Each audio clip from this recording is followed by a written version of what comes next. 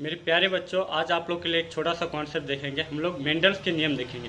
Mendel's के मुख्यतः 3 नियम हैं। एक्चुअल में मेंडल ने कोई नियम नहीं दिया था। इसको नियम में बदलने का जो क्रेडिट जाता है कार्ल कॉरेंस को जाता है। कार्ल कॉरेंस ने 1901 ईस्वी में मेंडल के पोस्टुलेट को किस में बदला था? नियम में बदला था।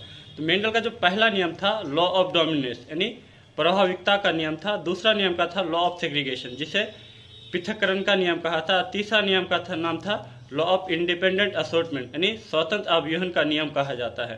तो मेंडल का पहला नियम और थर्ड नियम दोनों क्या हुआ था, उसको मान्यता नहीं मिला था, यूनिवर्सली एक्सेप्टेड नहीं था।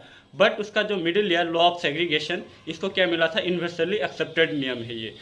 तो पहला मेंडल का नियम हम लोग एक एक करके देखेंगे। पहला मेंडल का जो नियम है, कोई भी जीव का जो लक्षण का जो निर्धारण होता है 2 जीन या एलील द्वारा होता है, जिसमें से एक जीन क्या करता है? अपने आप को एक्सप्रेस कर पाता है और एक जीन क्या करता है? अपने आप को एक्सप्रेस नहीं कर पाता यानी दब जाता है, जिसे ही कहा था लॉ ऑफ डोमिनेंस का नियम कहा है। इसे मोनोहाइब्रिड क्रॉस द्वारा ही प्रूव किया जाता है। और मेंडल का दूसरा जो नियम है उसका नाम है लॉ ऑफ सेग्रीगेशन, जिसे पृथक्करण का नियम कहते हैं, या इसी नियम का एक अन्य नाम है law of purity of gamete यानी युग्मक की शुद्धता का नियम कहा जाता है।